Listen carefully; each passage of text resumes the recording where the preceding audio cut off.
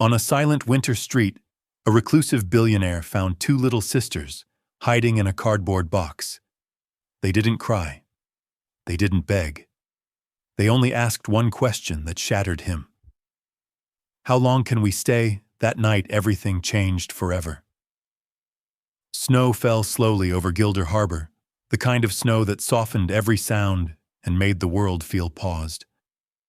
The streetlights glowed amber, reflecting off the white pavement like quiet stars. Rhett Kingsley walked alone, hands deep in his coat pockets, his breath rising in steady clouds. At 39, Rhett was known as a billionaire who avoided attention. No bodyguards, no flashing headlines, just a man who preferred silence over applause. He had taken this street for years, not because it was faster, but because it was quieter. The quiet helped him think. Sometimes it helped him feel less alone. He passed an abandoned porch near the corner of Marlowe Lane when something caught his eye. A cardboard box. It was pressed against the wall, half hidden by drifting snow. Ordinary. Forgotten. Rhett took 3 steps past it, then stopped. The box moved. Not much. Just enough. Rhett turned back slowly, heart tightening, not with fear, but with instinct. The snow continued to fall, dusting the box like a blanket. He crouched down, lowering himself to its level, careful not to sound threatening. "Hello," he said, voice calm, deliberate. "I'm not here to scare you." Silence. Then a sound so small it almost didn't exist. A breath held too long. Rhett reached out and lifted one flap of the box. 2 identical faces stared back at him. 2 little girls pressed together, eyes wide and alert, their bodies wrapped around each other for warmth. They looked about 6 years old. Same dark hair, same pale cheeks, same quiet bravery. One of them lifted her chin.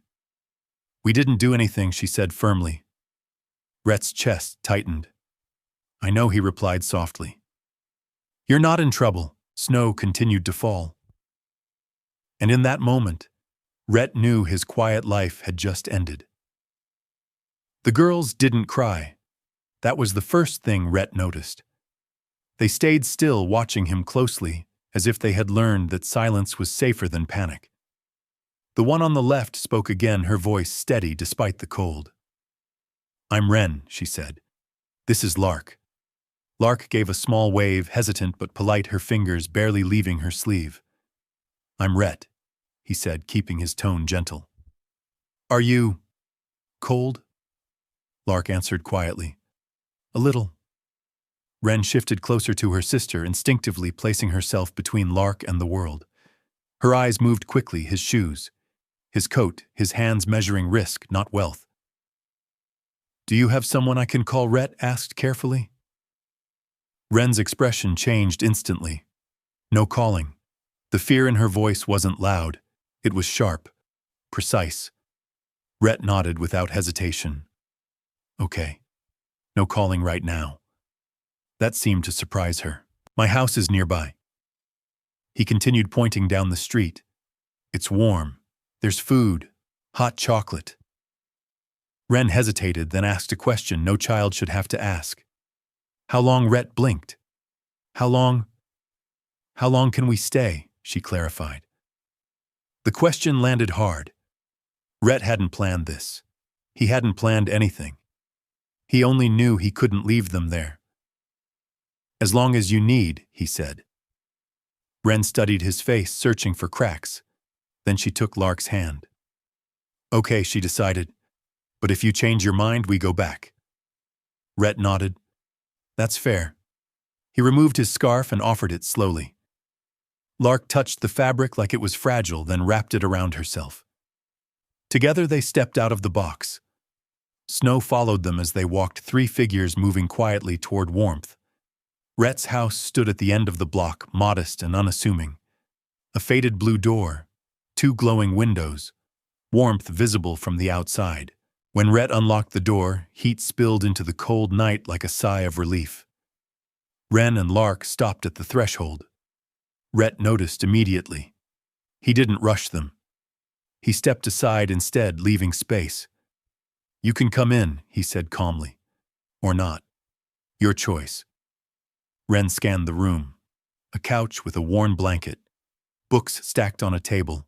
No clutter, no noise, no strangers. Lark stepped inside first. Ren followed last, staying closest to the door. Rhett closed it gently. "Sit wherever you like," he said.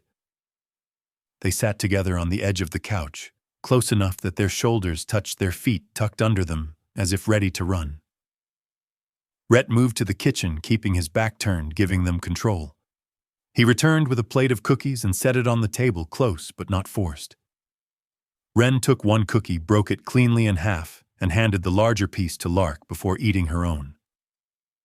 Rhett pretended not to notice. He poured hot chocolate into 2 mugs and handed them over carefully. Lark wrapped both hands around the mug. "It's warm," she whispered. Rhett sat across from them, lowering himself to their level.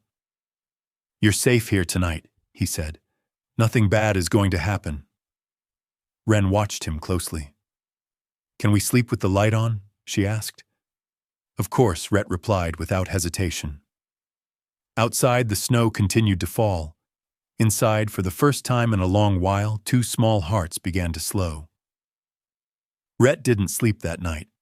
He lay on his bed, staring at the ceiling, listening to sounds his house had never made before. Soft breathing, a quiet shift of fabric, the faintest whisper of 2 voices on the other side of the wall. The living room light was still on, just as Ren had asked. He told himself he was doing the right thing. He told himself this was temporary. But his chest felt tight, like the house itself was holding its breath.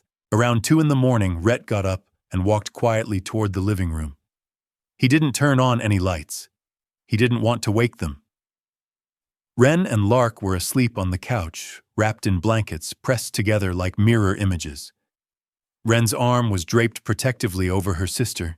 Even in sleep, her hand curled tightly, as if guarding something precious. Rhett stood there longer than he meant to. They looked smaller in sleep, younger, less guarded. For the first time, the full weight of it hit him. Not fear, not panic, but responsibility. These weren't just children who needed warmth. They were children who had learned how to survive without expecting anyone to stay. Rhett stepped back quietly and returned to his room. But sleep didn't come. Morning arrived slowly. At 6:30, Rhett heard movement in the kitchen. Not crashing, not sneaking. Careful movement. He walked in and found the girls standing by the counter. Ren froze when she saw him. Lark held a slice of bread in both hands. "I'm sorry," Ren said quickly. "We were hungry."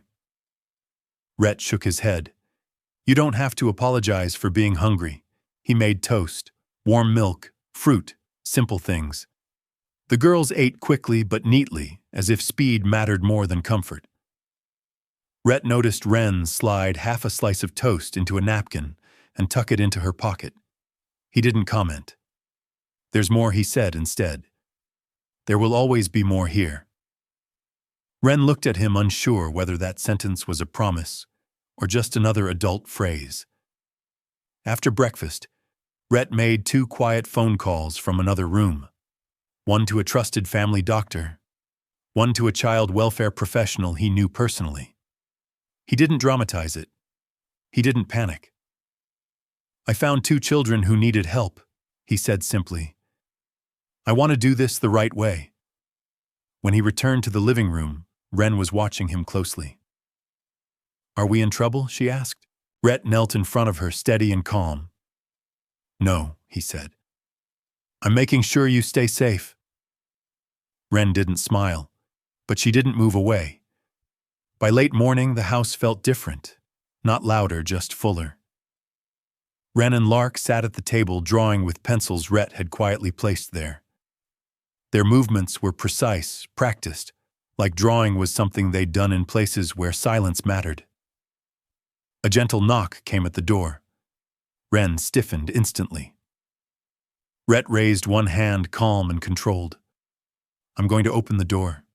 You stay right here." He opened it to Dr. Kira Voss, warm smile, soft scarf, no sharp edges. She didn't step in right away. "Hi, Rhett," she said. "May I come in?" Rhett nodded. Dr. Voss crouched slightly when she saw the girls keeping her distance. "Hello. I'm Kira. I'm here to make sure everyone's healthy." Lark peeked from behind Ren. "Are you a doctor?" she asked. "Yes," Kira replied gently. "But today I'm mostly just someone who listens." That mattered. The check was quiet. No rushing, no pressure. Kira spoke to them like people, not problems. She asked about sleep, about warmth, about food. "You're doing a very good job taking care of each other," she said sincerely. Ren absorbed that sentence like oxygen. Later, Ms. Morin Holt arrived, neutral clothes, kind eyes, clipboard mostly closed. She sat on the couch, not blocking exits, not towering. "I'm here to help grown-ups make good choices," Morin explained. "That's my job." Ren crossed her arms. "Are we leaving?" Morin shook her head. "Not today. Nothing happens fast, especially not when kids need time." That answer slowed the room. Rhett stayed present the entire time, never leaving the girls alone with questions, never letting adults talk over them. When the visits ended, the house exhaled. That evening, Rhett brought out clean pajamas and socks. "These are yours," he said. "No one else's." Lark held the fabric to her cheek. "They're soft." Ren didn't say anything, but she changed without hesitation. As night settled in, Rhett arranged blankets on the couch again. "Do you want the light on?" he asked. "Yes," Ren said immediately. He left it on. As he turned away, Lark spoke softly. "Thank you for not yelling." Rhett paused. "I don't yell," he said. "Not here." Ren watched him closely, and for the first time she believed him just a little. The next few days unfolded carefully. No big gestures, no speeches, just consistency. Ren woke up first every morning. She always checked on Lark before doing anything else. Rhett noticed how she stood between her sister and every door, every window, every sound. He didn't correct it. He respected it. Each morning after breakfast, the girls went straight to the table with their pencils. Drawing became routine, safety disguised as art. Rhett sat nearby pretending to read, listening. Sometimes they spoke while drawing. Sometimes they didn't. One morning, Rhett gently asked, "Can you tell me about this one?" Ren turned the paper around. It showed two small figures under a bridge holding hands. Above them, rain lines fell evenly. "It was loud there," Ren said. The noise helped with what Rhett asked. "So we didn't hear other things," Lark added quietly. Rhett didn't ask what those other things were. He nodded. "Thank you for telling me." Another drawing showed a tree with thick branches shaped like arms. "That's a good place," Lark said, "when it wasn't cold." Rhett placed each drawing into a folder he bought just for them. "Why do you keep them?" Ren asked. "Because they matter," he said. "And one day you might want to remember how strong you were."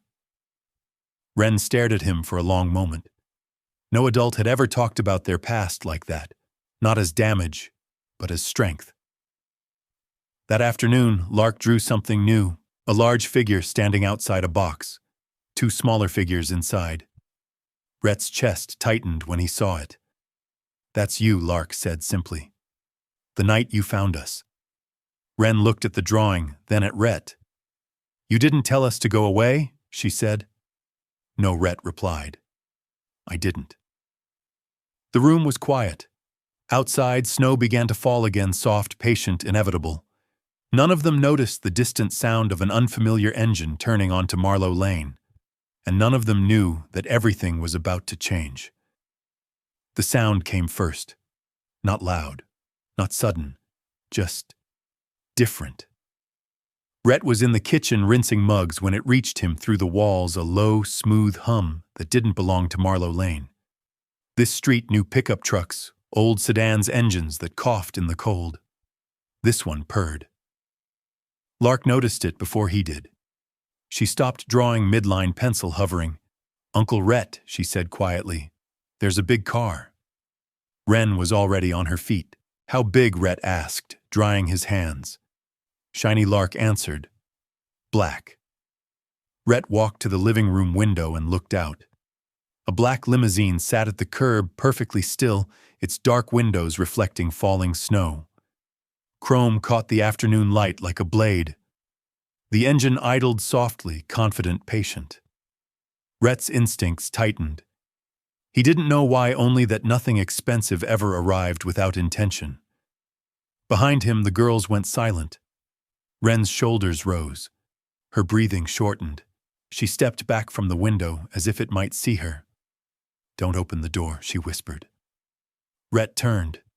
No one's at the door yet. But they will, Wren said. Cars like that always want something. The limousine's rear door opened. A woman stepped out. She was young, late 20s maybe. Dark coat tailored to fit. Hair pulled back neatly. Shoes too delicate for snow. She stood on the sidewalk without moving, staring at Rhett's house like she was gathering courage. Lark pressed closer to Wren. Is she important? Maybe, Rhett said carefully. The woman lifted her hand, then let it fall.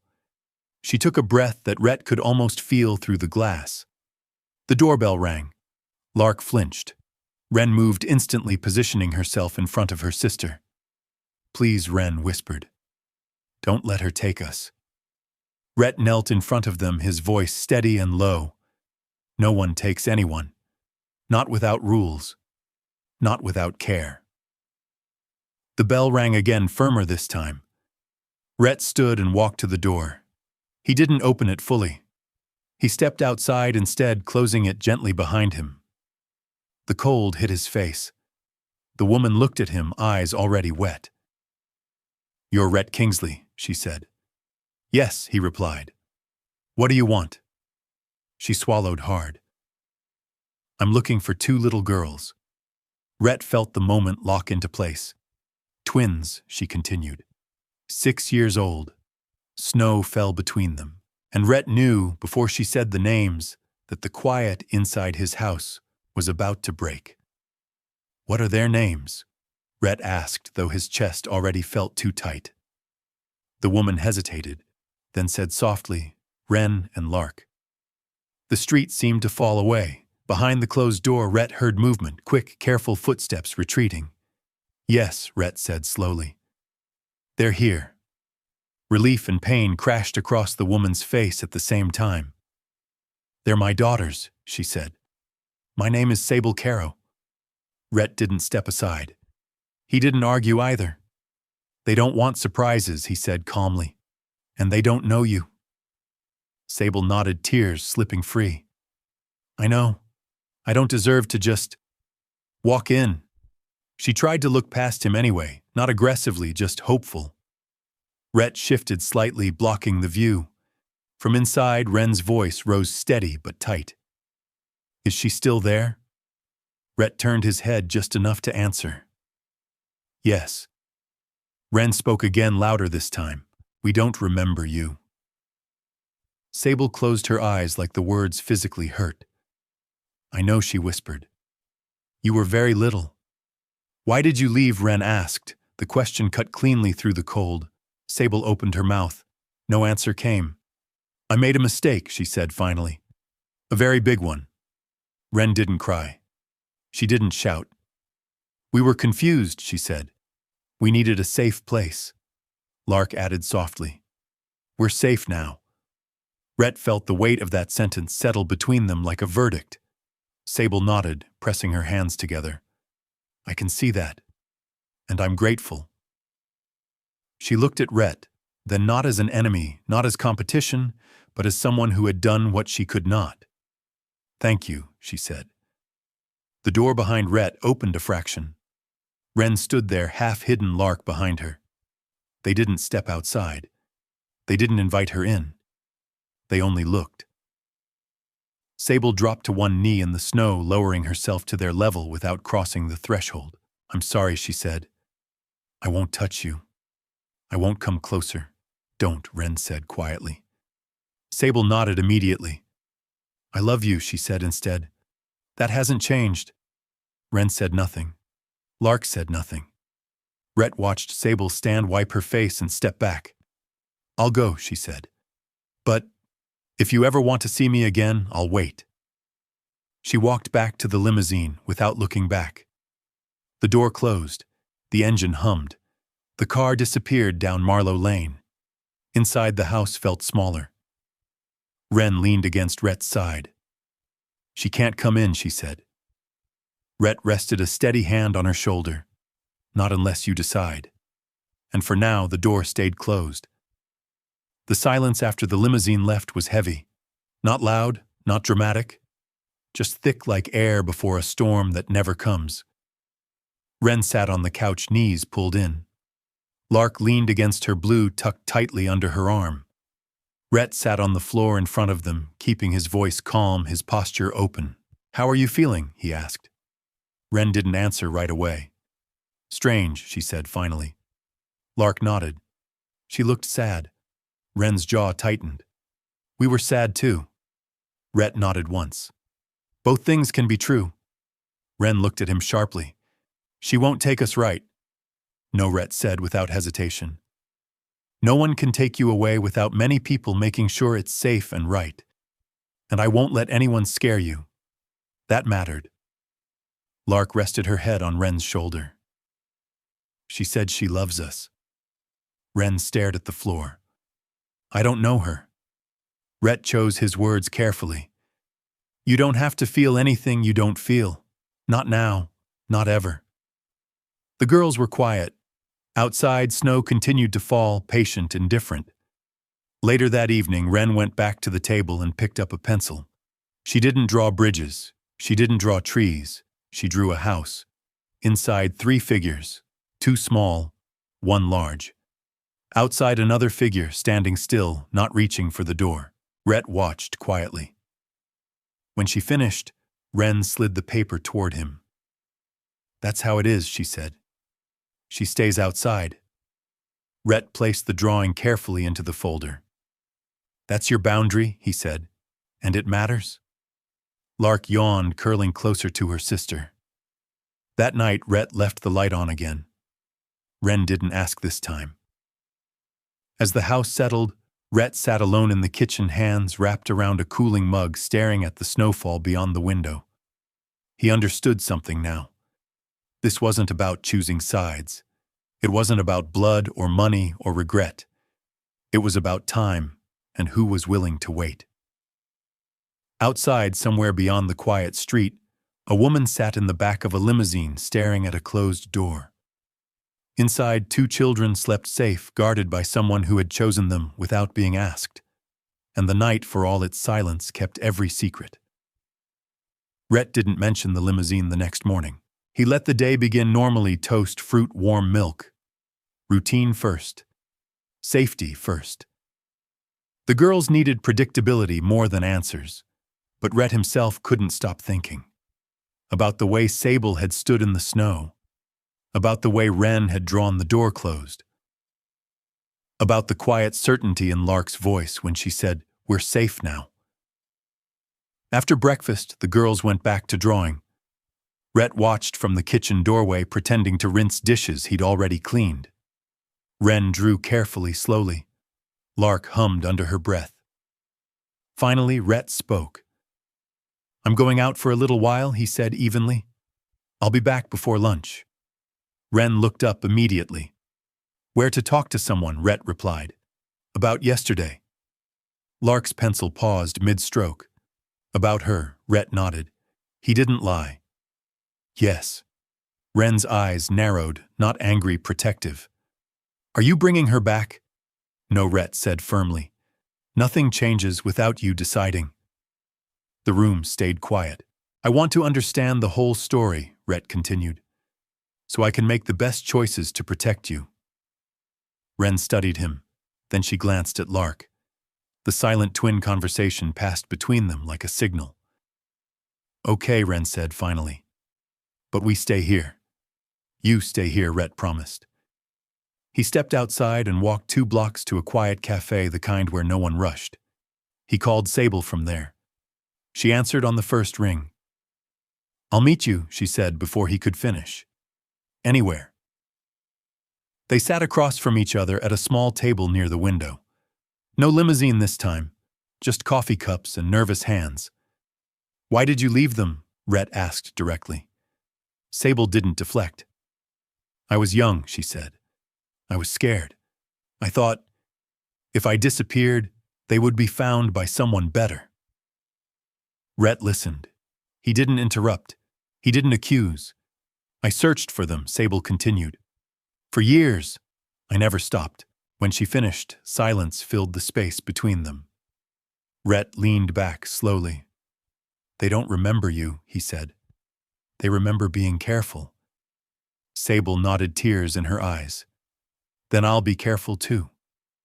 For the first time, Rhett saw something real settle in her expression. Patience. Rhett didn't invite Sable back to the house. He offered something smaller, safer. "There's a park near my place," he said. "A bench.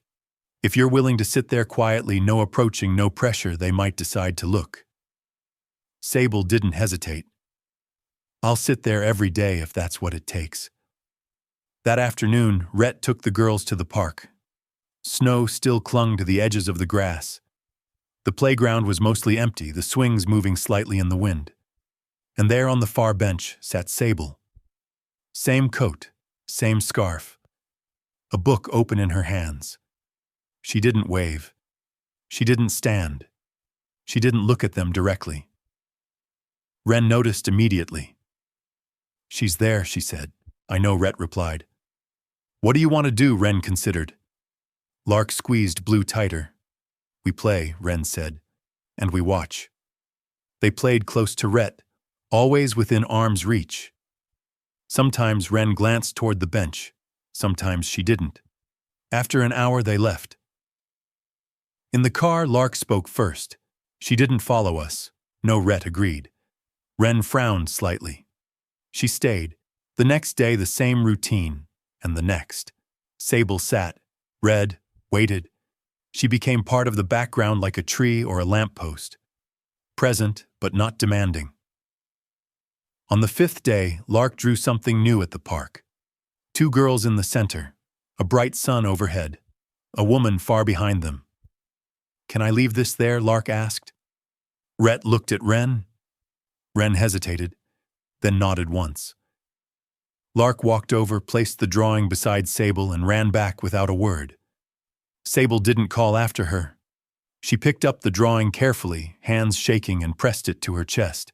From the playground, Ren watched. For the first time, she didn't turn away. The following week, Sable arrived at the park with a small bag beside her. Ren noticed instantly. "What's in that?" she asked, suspicious. Rhett didn't answer. "Do you want to know?" Ren hesitated. Lark leaned closer. "Yes," Ren said. Rhett walked to the bench. Sable looked up, hopeful but controlled. "It's something that belonged to them," she said quietly. She opened the bag and lifted out a worn, stuffed bear.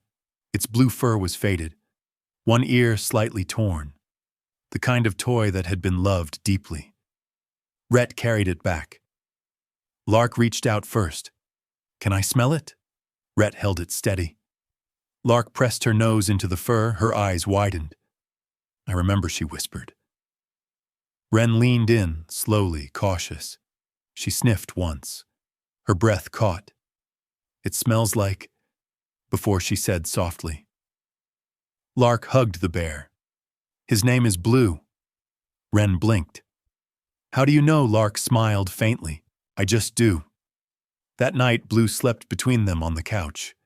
Rhett stood in the doorway watching the 3 of them breathe in sync. The next afternoon, Ren surprised everyone. She walked toward the bench alone. Sable froze, not daring to move. "Ma'am," Ren said formally. "Yes," Sable replied, barely breathing. "What did I like?" "When I was little," Sable answered without hesitation. "Butterflies. You called them butter." Ren's lips twitched. "And Lark the moon," Sable said. "You loved songs about the moon." Lark smiled. "I still do." Ren nodded once. Then she turned and walked back to Rhett. It wasn't forgiveness, but it was the beginning of something far more fragile. Trust. After Wren spoke to Sable at the bench, something in the air changed. Not dramatically, not all at once, just enough to be felt. That night, Rhett noticed the girls didn't rush to their drawings right after dinner. They sat on the couch instead, blue between them, the lamp still on. Wren traced the seam of the couch with her finger. Lark rested her head on Wren's shoulder. She knew things Lark said softly. Wren didn't answer immediately. She remembered Lark continued. About the moon. Wren's jaw tightened. Remembering doesn't fix everything, I know, Lark said. But it means something. Rhett stayed quiet.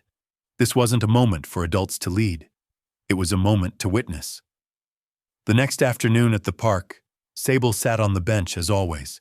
Same scarf, same book, same careful stillness. Wren didn't hide this time. She stayed close to Rhett, but she didn't turn her back on the bench either. After a while, she surprised herself. "Uncle Rhett," she said, eyes still forward.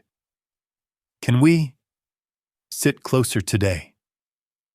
Rhett nodded, masking the way his heart jumped. "Wherever you're comfortable." They moved to a patch of grass that shortened the distance, still safe, still separate, but no longer far. Sable noticed. She didn't smile. She didn't move. She simply kept breathing. Lark pulled out her pencils and began to draw. This time she drew 3 figures, not touching, but facing the same direction. "What's that one?" Rhett asked gently. "It's us," Lark said. "Looking at the same sky?" Wren studied the picture. "Can she come? To the backyard?" Wren asked suddenly. The question landed hard. Rhett turned to her carefully. "You decide the rules," Wren thought. Long, serious. "Only the backyard," she said. "Not inside. And you stay, I will," Rhett promised. When Sable arrived that Saturday, she stopped at the gate. I'm not sure if she began. Wren cut in, voice steady. "Backyard only." Sable nodded instantly. Of course. They sat on a blanket. Simple food, no ceremony. Sable didn't lead. She answered when asked.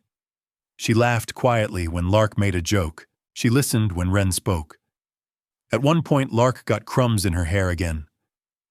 Sable asked softly, "May I help?" Lark looked to Wren. Wren hesitated, then nodded. Sable's hands were gentle, careful, as if trust were glass. Rhett watched and understood something vital. This wasn't a reunion. It was a negotiation with time. And time for once was listening. The backyard visits became a rhythm. Not frequent, not rushed, just enough. Sable came the same way every time, simple clothes, no perfume, no urgency. She learned to sit where the sun didn't glare into the girl's eyes. She learned not to ask questions unless invited. One afternoon, Lark asked, "Do you like drawing?" Sable smiled. "I'm not very good at it." "That's okay," Lark said seriously. "Neither is Uncle Rhett." Rhett raised an eyebrow. "I heard that." They laughed, small, real laughter. Wren watched closely, always watching. Then one day, Sable said something new. "There's someone I'd like you to know about," she said carefully. "But only if you want." Wren stiffened. Lark hugged Blue tighter. "Who?" Wren asked. "My husband," Sable said. "His name is Dean Halston." Wren's eyes narrowed. "Does he know about us?" "Yes," Sable replied without hesitation. "He's known for a long time." "Does he want us?" Lark asked. Sable didn't rush the answer. "He wants to meet you. Only if you choose." The air went quiet. That night, Wren lay awake long after Lark fell asleep. Rhett found her sitting up, staring at the wall, thinking, he asked. Wren nodded. "If we meet him, will you disappear?" The question hit Rhett harder than anything before. He sat beside her. "No, but things change," Wren said. "People leave." Rhett chose his words like a vow. "I didn't find you by accident, and I won't leave you by convenience." Wren studied his face. "What do we call you?" she asked suddenly. Rhett blinked. "What do you mean when we talk about you?" Wren said. "To her. To other people." Rhett hesitated. Names mattered. "You can call me whatever feels right," he said. Wren thought, then said it soft but certain. "Uncle Rhett." The word settled into the room like it had been waiting there. Rhett swallowed hard. "I like that." Lark stirred and smiled in her sleep, as if she approved. The next week, Wren spoke again at the backyard table. "We'll meet him," she said. "But Uncle Rhett comes too." Sable's eyes filled instantly. Of course. No protests, no conditions, just gratitude. The house Dean lived in wasn't extravagant. It was warm. Books lined the walls. Plants sat in sunlight. A swing hung from a tree in the backyard, like it had been waiting for laughter. Dean met them at the door, but he didn't step forward. He crouched slightly instead, hands visible, voice calm. "Hi," he said. "I'm Dean. It's really nice to finally meet you." Wren didn't answer immediately. She tested him the way she tested everyone. "Do you ask a lot of questions?" she asked. Dean smiled gently. "Only if people want me to listen." That answer mattered. Inside, Dean showed them a room with books and cushions on the floor. "This is where I read," he said. "But I can share." Lark's eyes widened. All of them," Dean confirmed. In the garden, Dean showed them how the swing worked. Wren went first, slow, controlled. Lark followed, laughter spilling out like she had been holding it in for years. Rhett stayed close, watching, ready. Dean never rushed a hug, never demanded closeness. At dinner, he listened more than he spoke. "Do you like it here?" Lark asked suddenly. Dean considered. "I like it when people feel safe here." Wren looked at Rhett. Rhett nodded once. That night, back at Rhett's house, Wren spoke quietly. He didn't feel scary. Lark added, he felt steady. Rhett smiled softly. "That's a good word." A week later, Wren made the announcement. "We want to stay there sometimes," she said. "And here sometimes." Rhett felt the ache rise, but he didn't let it rule him. "That sounds reasonable," he said. "But you still stay, Uncle Rhett," Wren added quickly. "Forever." Rhett met her eyes. "Forever."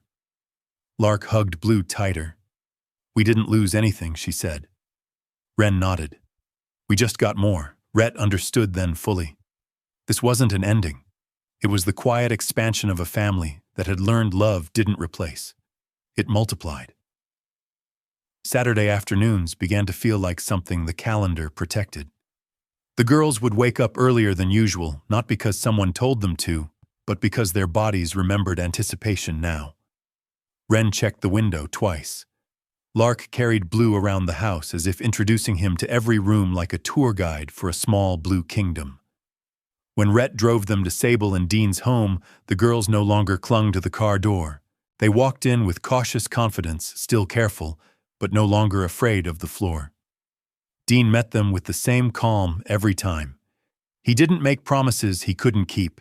He didn't force affection. He offered choices which somehow felt like the most expensive gift in the world. That afternoon, Sable arrived earlier than usual. Her smile looked rehearsed, but her hands trembled.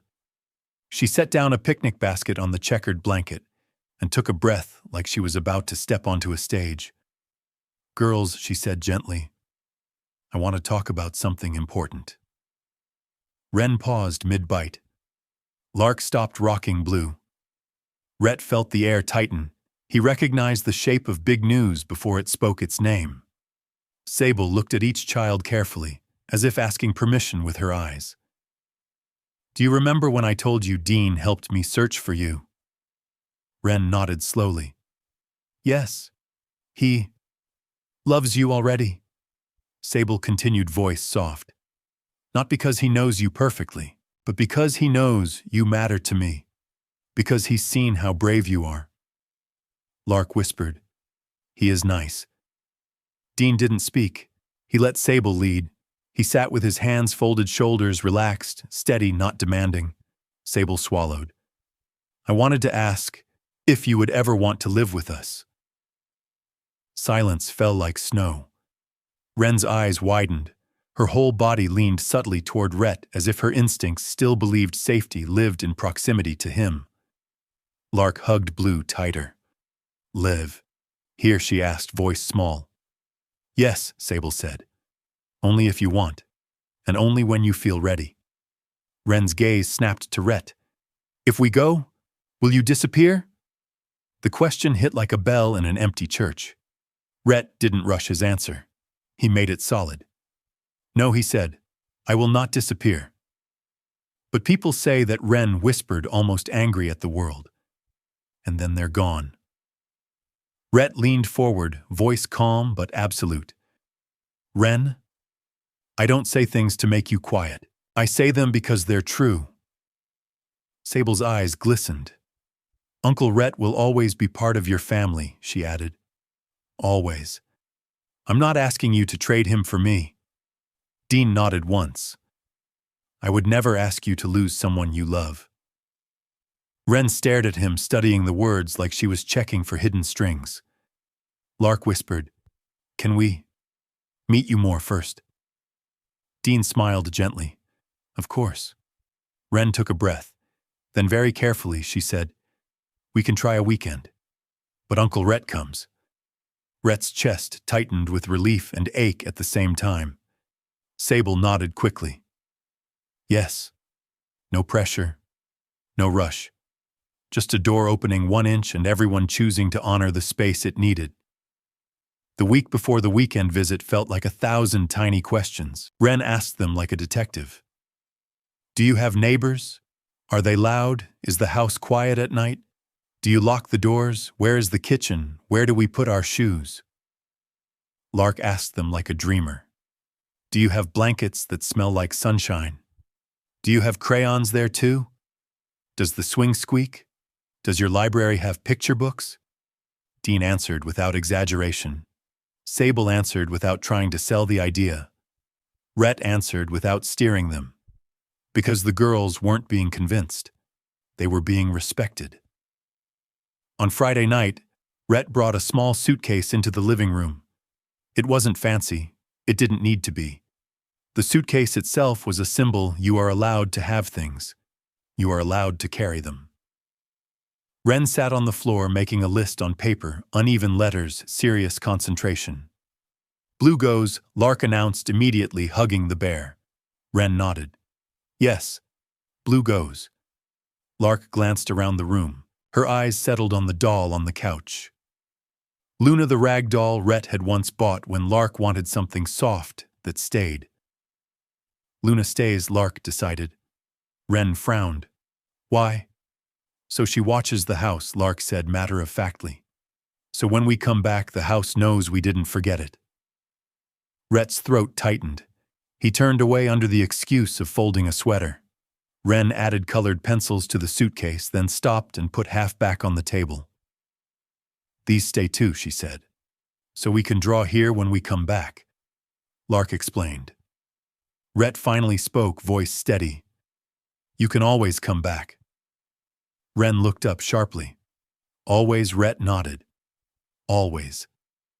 That night, the girls didn't ask to sleep with the light on. Rhett noticed after he'd already turned it off. It wasn't because they were suddenly fearless. It was because trust had started building its own small lamp inside them. In the morning, Rhett drove them to Sable and Dean's home. The neighborhood looked calm, trees lining the road like quiet guardians. Lark pressed her face to the window. It's pretty. Wren's hands stayed folded in her lap, but Rhett saw her fingers tapping a pattern against her knee, the rhythm she used when she was thinking. Sable opened the door before they could knock, smile warm but controlled. Dean stood back, giving them space. Welcome, he said softly. Inside, everything smelled like coffee and clean laundry. Not luxury. Home. Wren looked at Rhett. You stay today. I'm here, Rhett promised. The girls stepped inside. Slowly. but they stepped. And sometimes in stories like this, that's the bravest thing that happens. That weekend unfolded like a test nobody announced. Dean showed the girls a room prepared for them, 2 beds, colorful quilts, an empty bookshelf waiting to be filled. He didn't call it your room like it was already decided. He called it a room if you ever want it. Wren walked to the doorway and stayed there observing. Lark bounced gently on the mattress, then froze as if she was worried she'd done something wrong. Dean chuckled softly. Beds are for bouncing sometimes. Lark's shoulders loosened. She laughed once, bright, surprised at herself. Rhett stayed nearby, reading in the living room, giving them space while still being the steady presence their nervous systems trusted. At dinner, Dean served simple food and asked permission before every step. May I sit here? Would you like more? Do you want quiet or music? Wren watched him carefully, then finally asked the question she always asked when she needed to know if someone was real. Why are you being so careful? Dean paused, then answered honestly. Because you deserve it. Wren blinked. The sentence had nowhere to argue with. That night, when it was time to sleep, Lark clutched Blue and whispered, Can we sleep together? Sable looked at Wren first, waiting for her lead. Wren nodded. Yes. Sable didn't insist they separate. She didn't insist they practice independence. She simply said, Whatever helps you feel safe. The girls climbed into the same bed, Blue between them, their heads closed like they shared one dream. Rhett in the guest room stared at the ceiling and felt the strange ache of success, the quiet pain of watching something you love become healthier without you. On Sunday morning, the smell of pancakes filled the kitchen. Dean was at the stove, clearly learning. Flour dusted his shirt. Lark giggled as she instructed him like a tiny chef. Flip now, she whispered. Dean flipped too early. The pancake folded like a sad hat. Wren laughed, actually laughed, then covered her mouth as if she couldn't believe the sound came from her. Rhett walked in, pretending he hadn't heard the laughter travel through the house like sunlight. Uncle Rhett Lark waved him over. Look, Dean held up the next pancake, almost round. We got one. Wren spoke quietly, almost shy. He's trying. Sable's eyes glistened. She didn't cry. She just watched.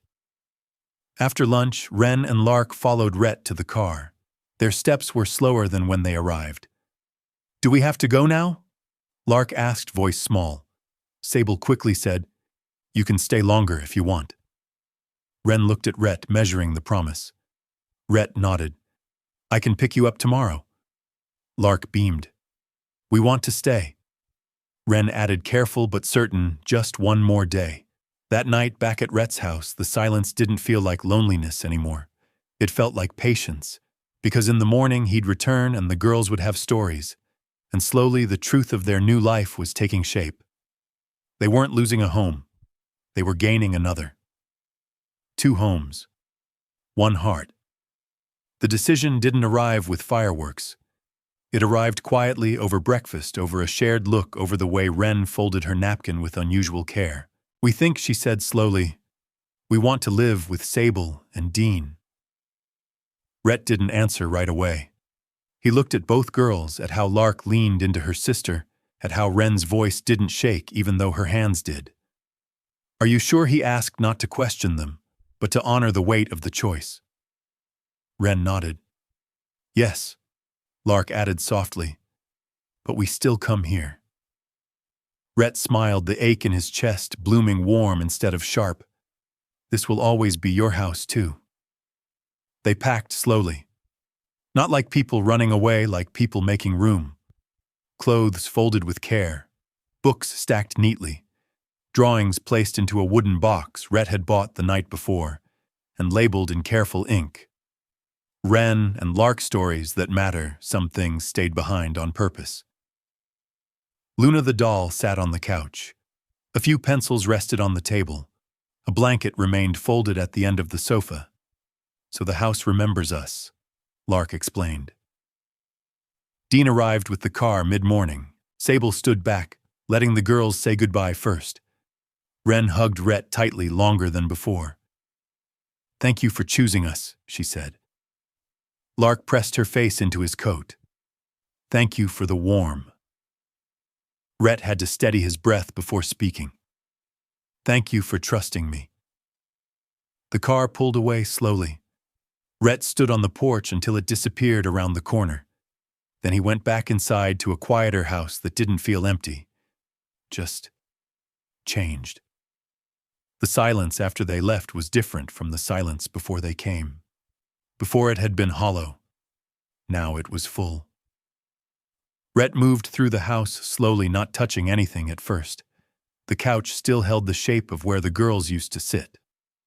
Luna watched from her place-stitched smile unchanged. In the kitchen, a drawing was still taped to the refrigerator with a butterfly magnet, 3 hands holding.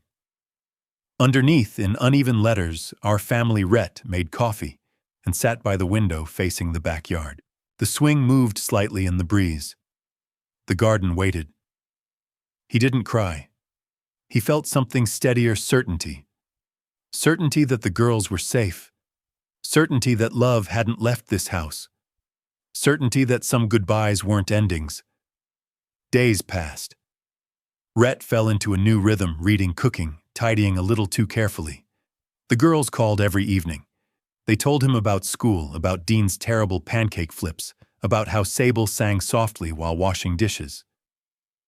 "You'd like it," Lark said one night. "I already do," Rhett replied.